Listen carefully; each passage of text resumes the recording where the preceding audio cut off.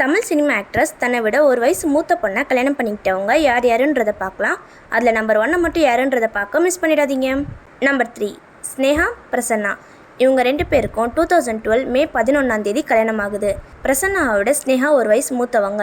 ஸ்னேகாவுக்கு 42 வயசு, பிரசன்னாவுக்கு 41 வயசு. நம்பர் 2 நயன்தாரா விக்னேஷ் சிவன். இவங்க 2 பேருக்கும் 2022 ஜூன் 9 கல்யாணம் ஆகுது. விக்னேஷை விட நயன்தாரா ஒரு வயசு மூத்தவங்க.